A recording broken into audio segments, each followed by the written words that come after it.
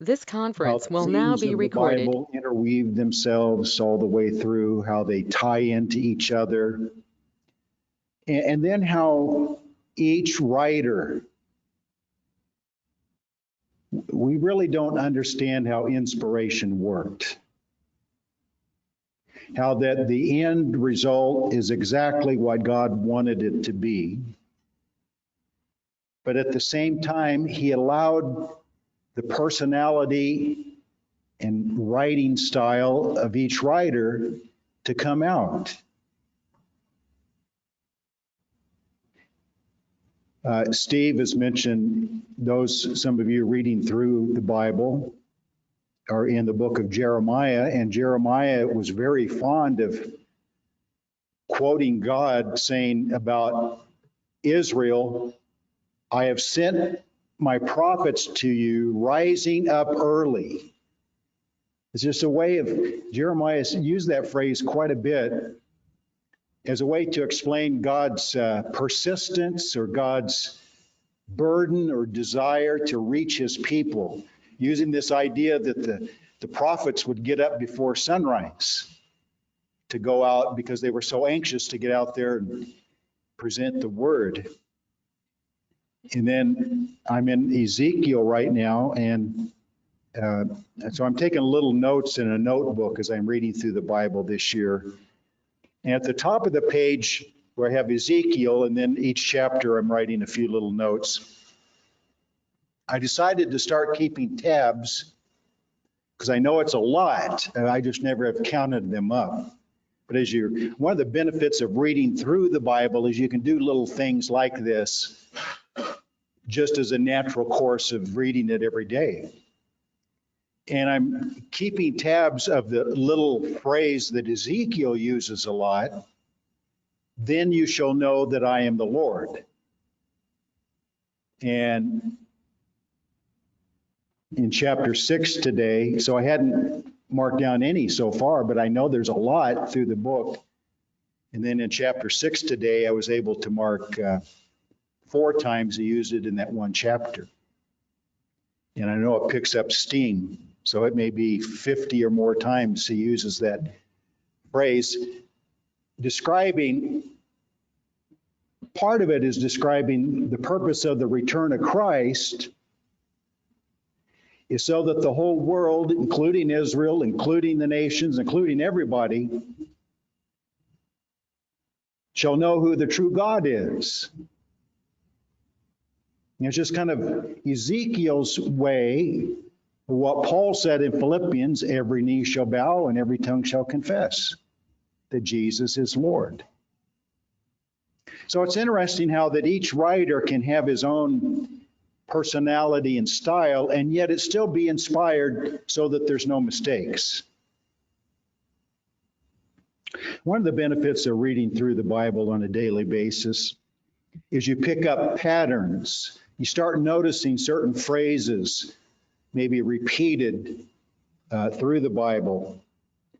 And one of the things you notice as well is the Bible is fond of contrasting. There are many examples throughout the Bible of contrast. You have, of course, God and Lucifer. You have Christ and Antichrist, good and evil. You have these side-by-side themes, mystery of iniquity and the mystery of godliness, operating side by side through the Bible. So it's a common method that God inspired to be incorporated into the scriptures. One writer that does that more than any others, that at least that I know of, is Luke. And Luke loves this idea of contrast. Now, Mark and Matthew do it some, but not near as much as Luke, because Luke has some stories and people that Matthew and Mark do not have. And so what I'd like to do is race through a large portion of Luke and just show these to you. I'm just going to kind of hit each one because there's so many of them. And the purpose of doing this is not just to show that. I mean, that's Luke's style and it's interesting and okay, but what purpose does it serve? Its purpose is to show the beauty and the organized truth of the Bible. And in looking at these contrasts, you pick up a lot of interesting information that helps you understand the rest of the Bible. So Luke, being a very educated and skilled man in general and a skilled writer, God allowed him to use this method as kind of an approach to his gospel letter, the Gospel of Luke. I'm not going to cover all of them, but once we go through this, you may have this in the back of your mind and start seeing it all over the place. But Luke might be the best example of this method that God uses of compare and contrast. So let's start in Luke chapter 8. And so it's a format that teaches us. It's a teaching method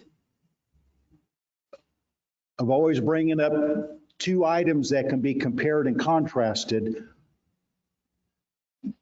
While you're going through the ministry of Jesus, you're using this method to teach a lot of underlying truth. And so it's a pattern. In Luke chapter 8, verses 40 through 56, so I'm not going to take the time to read the story, but it's a familiar story of how that Jesus was on his way to raise up Jairus' daughter, who had actually died. They didn't know she was dead. And he was going to raise her up. But on the way, this woman kept bothering him, this older woman. So you have this contrast of a young girl and an older woman. So two women, but in two different stages of their life. One grew sick and died very young. The other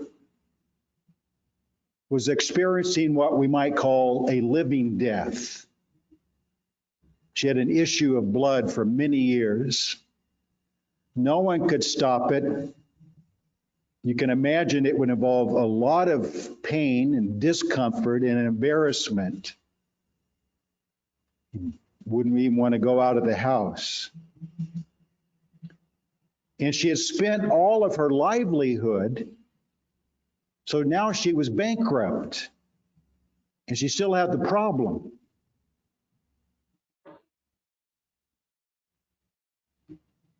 And so she touched Jesus, and he healed her. And then he goes on to raise up that young girl. And this is a way of drawing two people out, an older woman and a young girl, to show that Christ is interested in all ages, all situations. He cares about whatever it is, because what each of them were experiencing were completely different in many ways. And yet he entered into both conditions to bring about a blessing. And it's just okay, you're reading the story, and you get so caught up in the story of this woman and this young girl and the people involved in it. But again, it's a method of writing that is intended for you to step back away from the actual story and see what the larger purpose is. Christ cares for everyone. He can take care of everything. He cares for you in whatever condition you're in, and if you have faith in him especially. a blessing can result. That's all I'm going to say about that. There's a lot more to say. But the next example I want to bring out is in chapter 10 and verse 38, that famous story of Mary and Martha, sisters to Lazarus, a regular stopping place for Jesus and his disciples. They often fed him, gave him a bed, a welcome home. They were close friends. It was an escape for him, very close to Jerusalem. So he would often spend the day battling, the Jewish leaders in Jerusalem, and then find a safe retreat in the home of Lazarus, Martha, and Mary. So right there is a great contrast between their home and Jerusalem, the city of the great king, where he had his house, the temple. So that city was supposed to be his home, but he was not welcome in that home. But he was welcome in the home of Martha, Mary, and Lazarus. So you can even draw that contrast. But the contrast in this story is between Mary and Martha, and how that Martha, being the older one, was kind of the mother figure to at least Mary, but in the home setting, she was kind of the caretaker, the mother figure. And so she was more interested. Jesus shows up and whoever else may have been with him. And right away, her thought was, need to fix a meal, need to prepare a bed, need to make sure the house is comfortable. I need to take care of my company. I need to be a good hostess. Mary's main interest was sitting at the feet of Jesus, listening to him teach the word. A lot of people misunderstand this story. He doesn't rebuke Martha for what she is doing. He says Mary chose the better part, but what you are doing is important.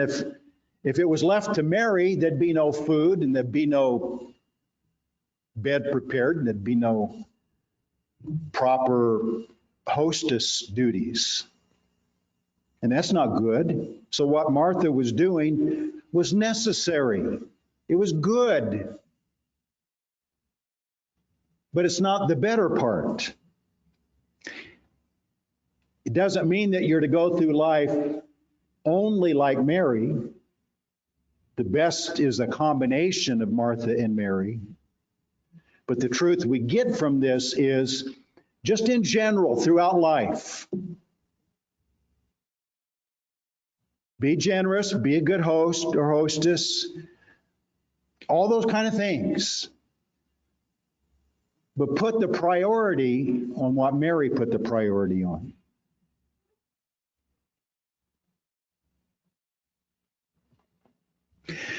Being a good student of Christ throughout life is more important than food and clothing and those kind, the Sermon on the Mount, Jesus said, seek first the kingdom and don't be worried all the time about just the normal daily things of life.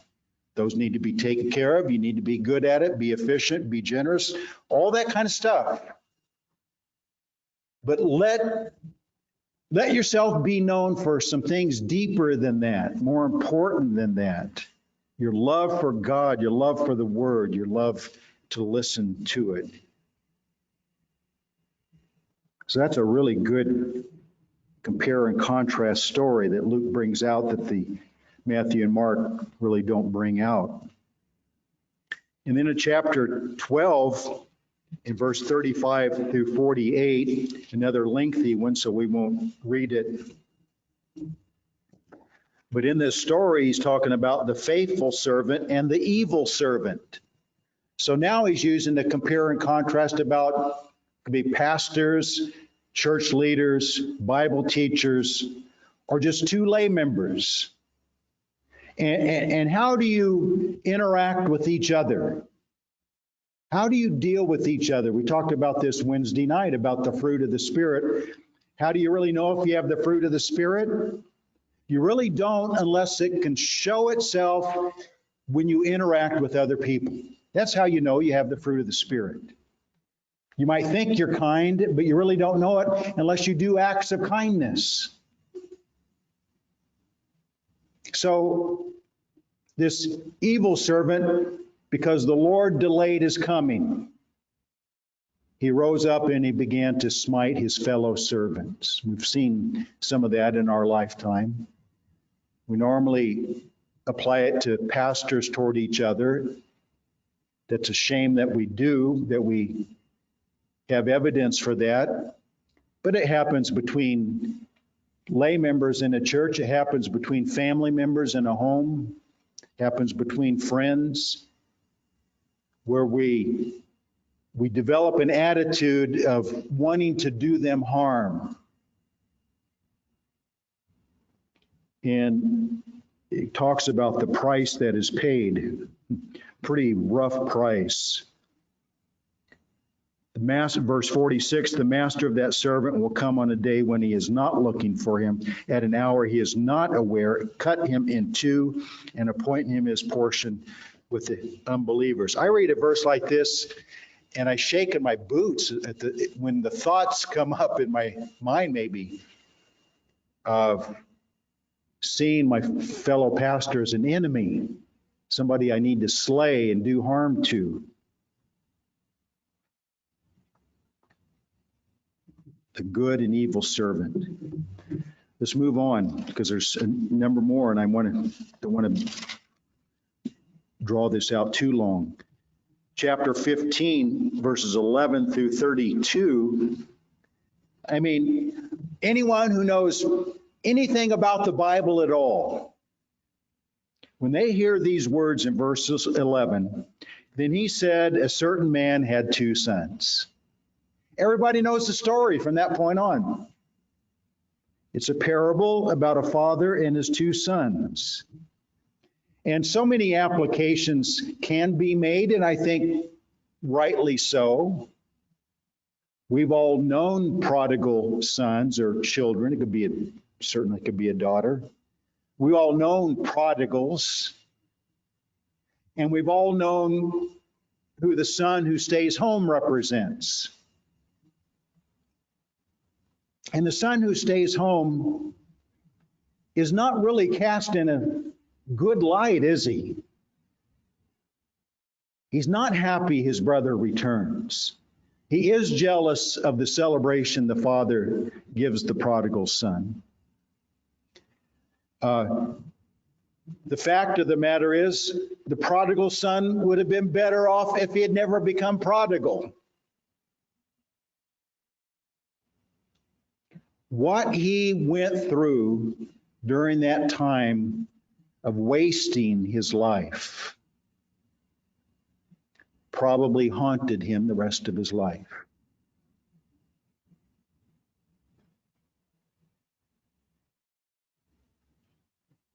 But the father had to tell the son who stayed home, he didn't really rebuke the older son.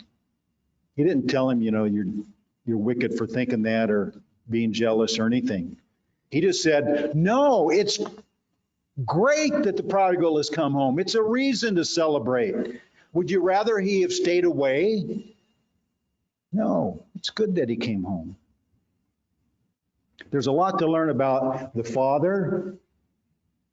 You could almost teach a full lesson on each one of the three main, the father, the older son, and the prodigal son. There's a lot you can draw out from each one of them. But mainly it's about the father's dealings with his two sons and the two sons' reaction to how the father deals with them. And there's a lot to learn about how God deals with us. We used to sing that song growing up. God is calling the prodigal, come without delay. The fact of the matter is, we all have some of each of the two sons in us. Some of the attitude of the older son sometimes rises up in us. And all of us have some prodigal in us to some degree. But the great message of this story is that the father's always ready to receive the wayward child back home.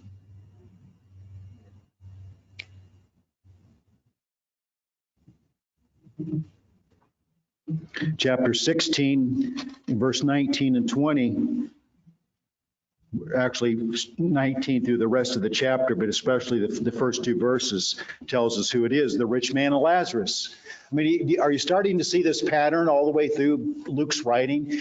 That when possible, the inspired spirit allows him to inject this method of writing, of comparing two people, to show truth through the two. In this rich man and Lazarus is a famous story. Who doesn't know about the rich man and Lazarus? And there's a lot you can draw out from this. One of which is not that all rich people are going to hell and all poor people are going to heaven.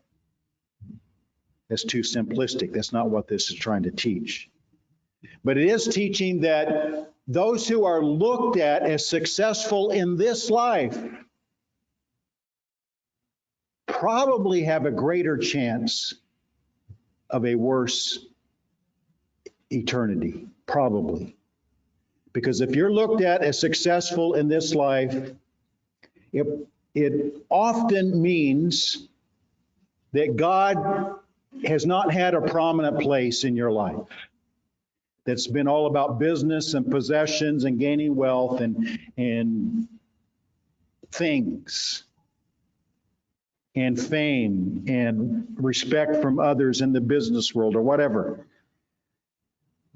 And that kind of life, percentage-wise, often means the Christian life is left out. Doesn't have to be.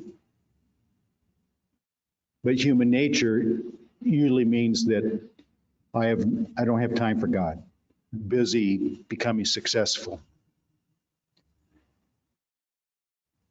Whereas percentage-wise, poor people are more likely to see their need for God and are more likely to see the need for repentance and humility and forgiveness and probably have more of an attitude of eternity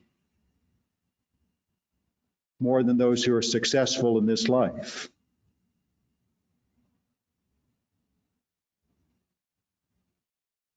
Isn't that what James 2:5 says? Has not God chosen the poor of this world rich in faith?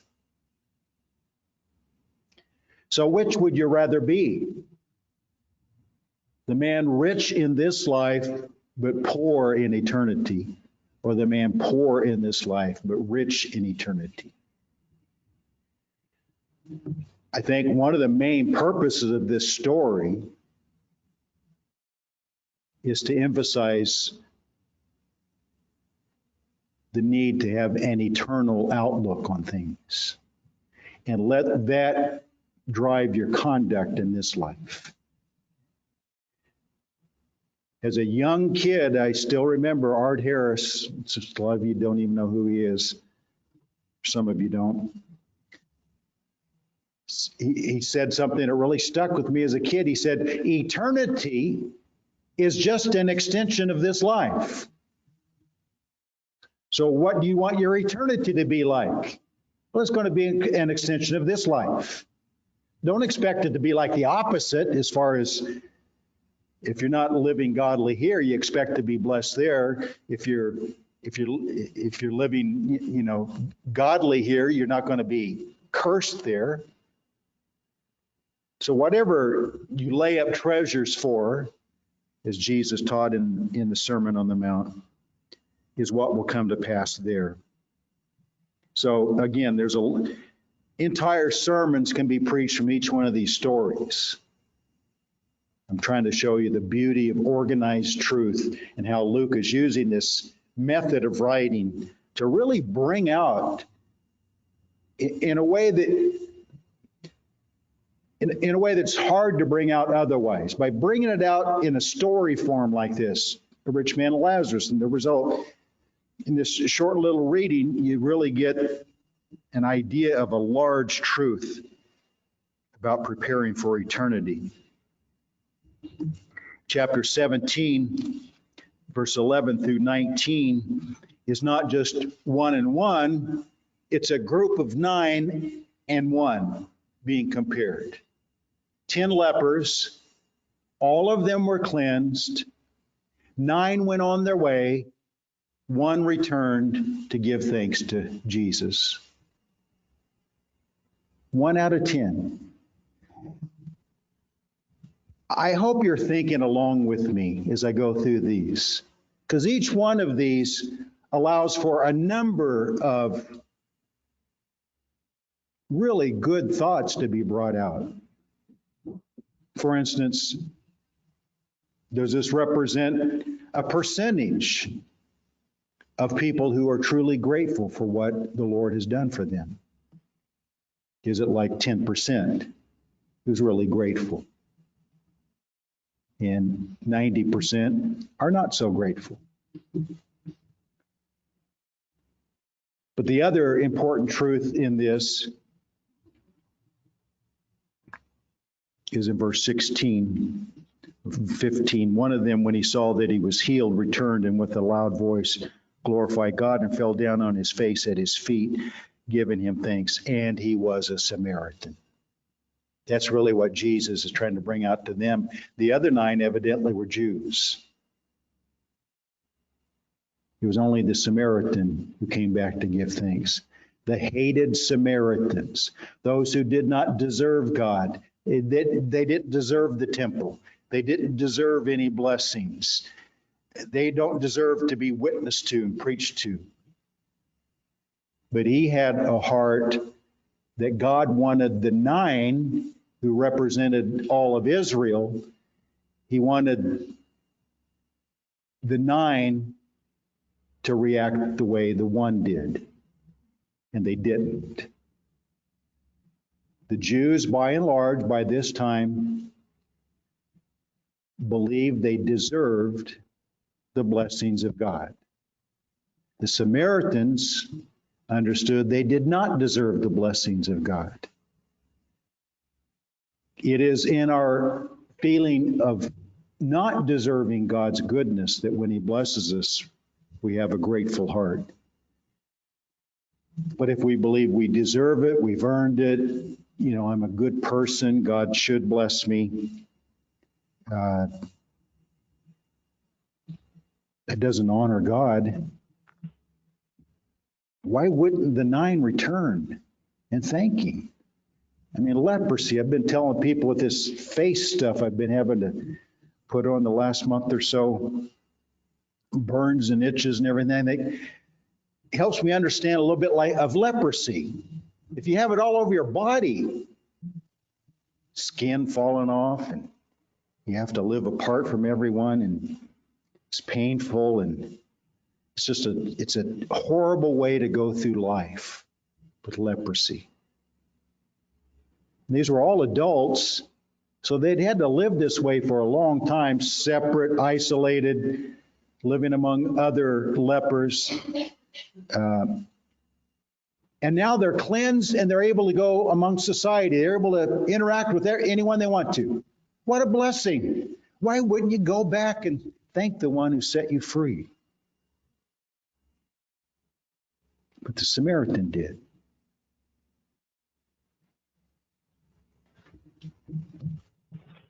In chapter 18, verses 9 through 14, don't all these stories I'm bringing out, these contrasts, this method that Luke uses is so effective that these are some of the most well-known and loved stories in the whole Bible. And part of it is because of the method itself draws you in, and you can just picture it in your mind. The Pharisee and the tax collector. I mean, who doesn't know this story? And this Pharisee, you know, I'm glad that I'm not like other men, like this tax collector over here. Oh, you know, Paul said to the Corinthians, if you compare yourselves among yourselves, you're not wise. And we can always find people worse than us. And so we love to compare ourselves with those who are, I mean, do you compare yourself with those who are above you or better than you? Oh, maybe so, other, you know, to strive to be better. But most of the time we want to salve our conscience by saying, well, at least I'm not them.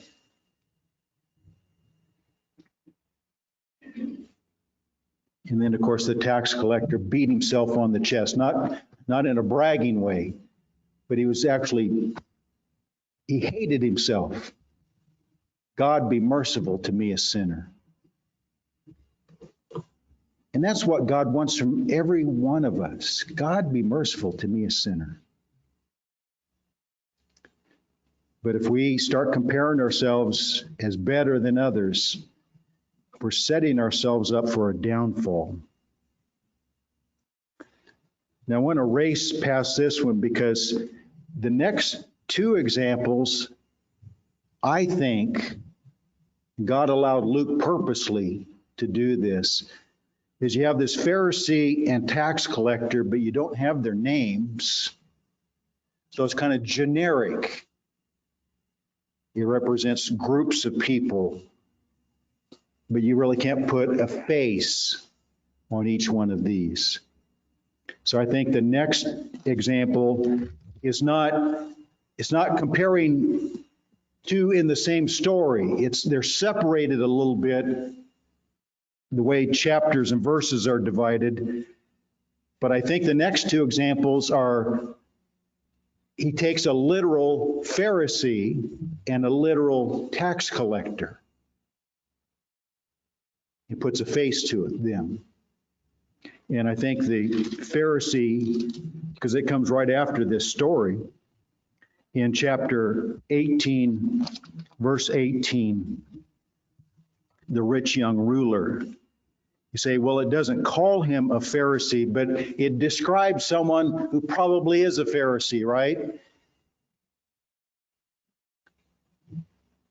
When he says in verse 21, he said, all these things I have kept from my youth. I've kept the law perfectly. That's a Pharisee.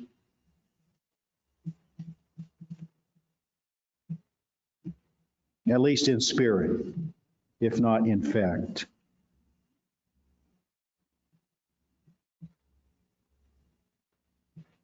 And he's bragging on himself, basically. I mean, he's doing what the story, the parable of the Pharisee and tax collector did when the Pharisee said, I'm glad I'm not like other, basically, I'm better than other people. And basically, the rich young ruler is saying the same thing when he says, I've kept all the laws. I'm better than most, better than others.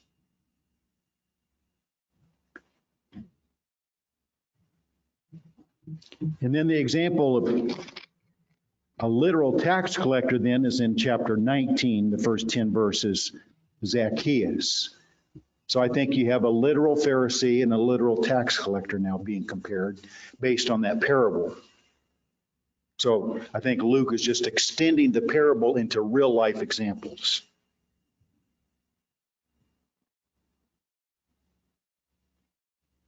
And in both cases, the thing that's interesting about this is not a rich man compared to a poor man. It's two rich men. The rich young ruler and then Zacchaeus in 19:2, he was rich. So two rich people.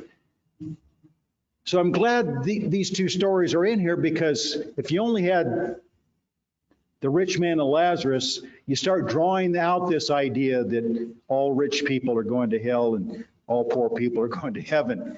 But now he has two rich people.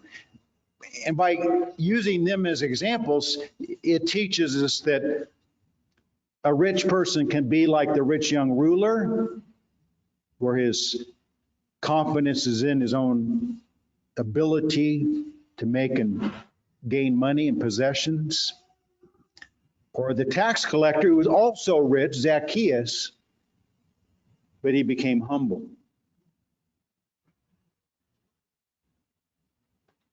Even to the point, you know what evidence of true repentance is? It's an attitude at the end of verse 8. Lord, I give half my goods to the poor, and if I have taken anything from anyone by false accusation, I restore fourfold. Basically, I'm willing to make myself poor as repentance. Whereas the rich young ruler, what did Jesus tell him to do? If you follow it closely in all three, Matthew, Mark, and Luke, you'll come to the conclusion that all of the laws were named except one. Covetousness. Thou shalt not covet. That was left out because that was the one he was guilty of. He may have kept the other 9 in his own mind, but he did not keep that one. And that's why Jesus said, go and sell all that you have and give to the poor. That was Jesus' way of saying, you may have kept 9 of them in your mind, but there's one glaringly that you have not kept. And to prove that you're willing to keep it, thou shalt not covet, go sell everything you have and give to the poor. I've often said, I don't know if it's true or not, that Jesus may not have had him actually do it, but he wanted to know from the man's heart, was he willing to do it? If the man had said, okay, I'll go do it right now, the Lord may have just stopped him and said, no, I want to make sure you're willing to give up everything for me. Zacchaeus is basically saying what Jesus wanted the rich young ruler to say. Aren't these beautiful examples of great truth told in these contrast side-by-side stories?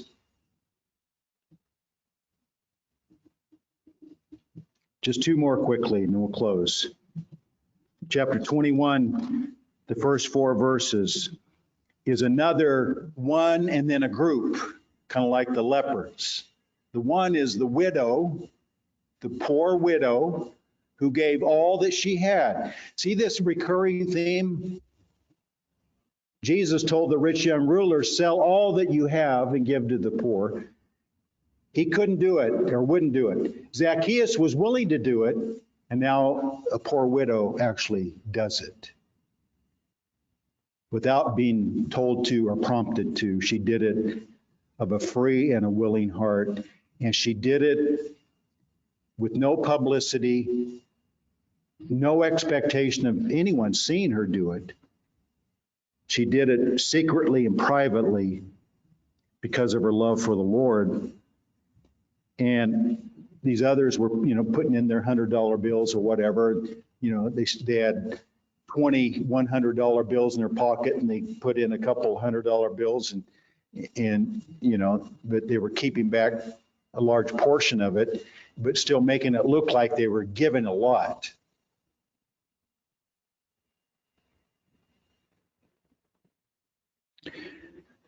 There's a lot to be said here about the spirit of giving, isn't there? And willingness to give to the Lord. And it's not about amount as much as percentage, because everyone has different amounts based on their income and station in life and all that. But God knows what portion of the total you're giving.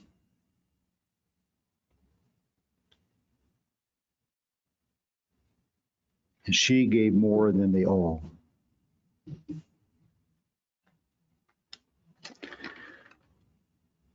The last example, partly because it leads up to an invitation, which I like to do in my sermons, is to lead into an invitation,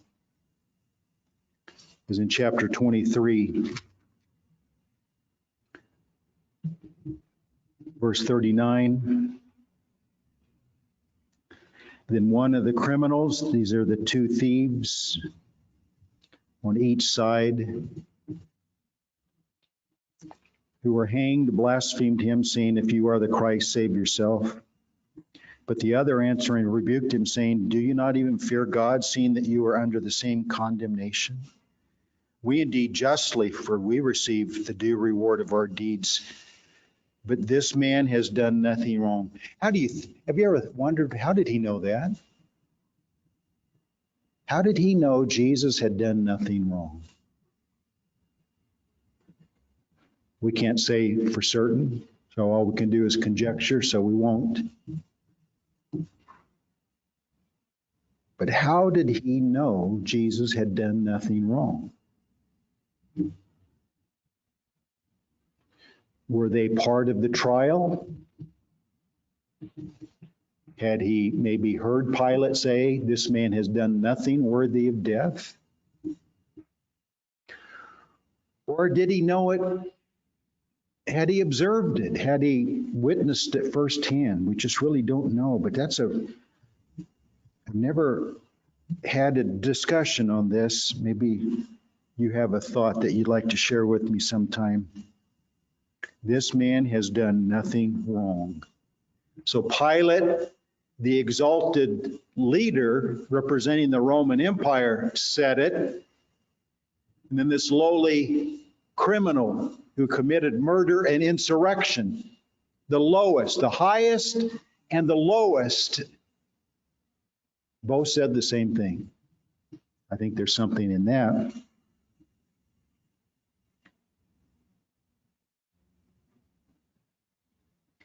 Then he said to Jesus, "Lord, remember me when you come into your kingdom." Statement of faith, isn't it? Statement of repentant faith. Some say he was already a saved man before this. That's how he could say Jesus had done nothing wrong, because he had been with him to some degree.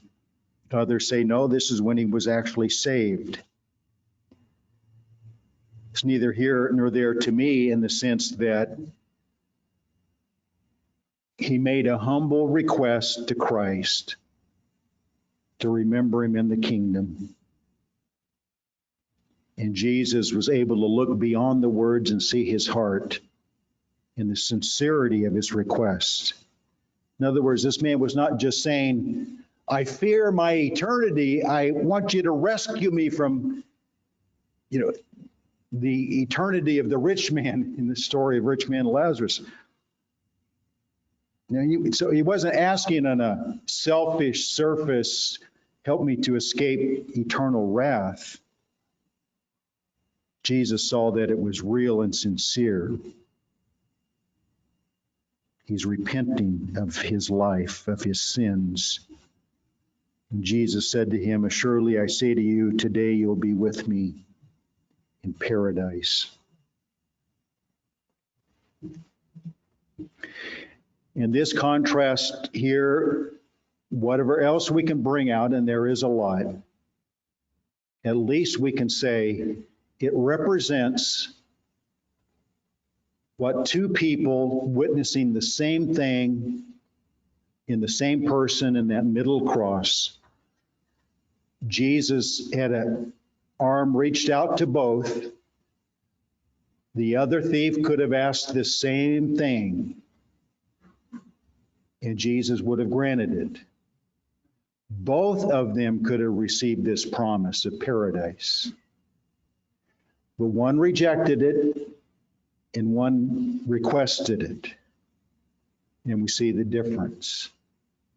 And the two thieves, both deserving of death under the Roman law, are now separated for eternity. And both could have had the same. And it really graphically represents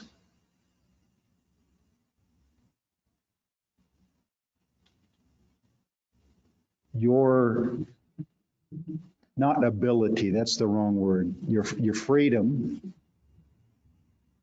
to repent and believe and react properly to Jesus and his offer of himself to you. But you also have the freedom to be like the other thief and reject it and pay the price.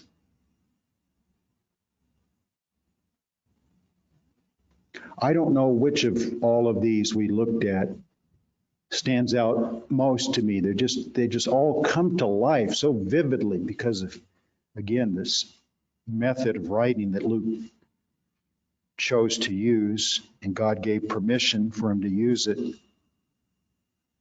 But this story of the two thieves brings it really down to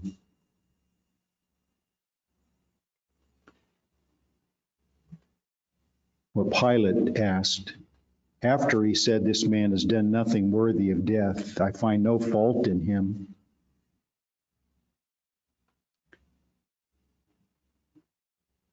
And they chose Barabbas. That's another contrast we could have looked at. They chose Barabbas over Jesus. And then Pilate, once they said, "Release Barabbas," Pilate looks at them and looks at Jesus and said, "What shall I do with Christ?" And they said, "Crucify him." And that question is a question that everyone needs to answer. What shall I do with Christ? What shall I do with him in my life? The answer to that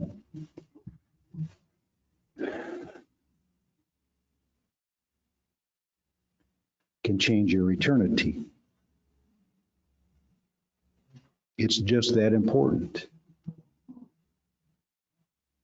We're going to have a verse of invitation song. Pray that the Lord will bless this message.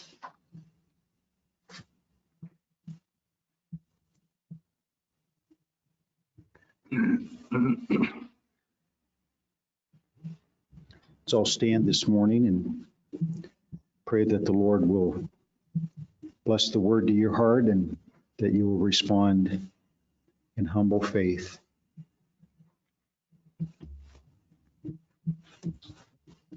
$491.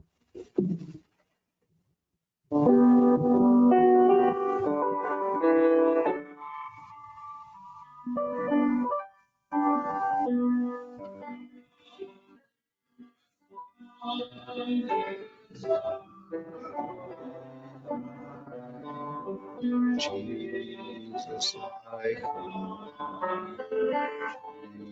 Jesus, I come.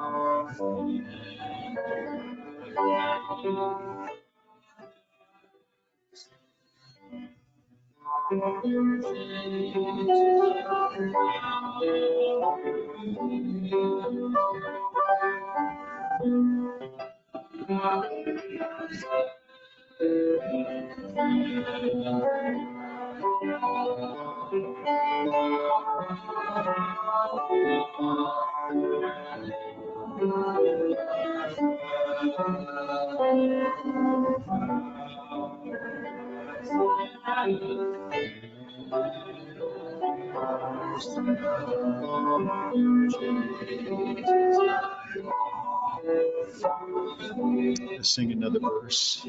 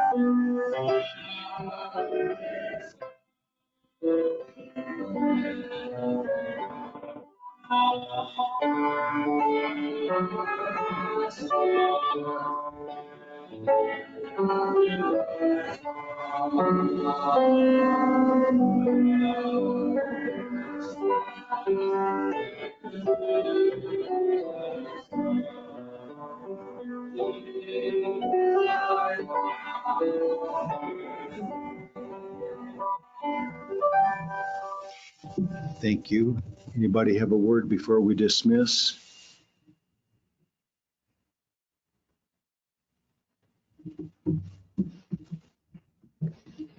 Brother Gary Senior, will you dismiss us, please?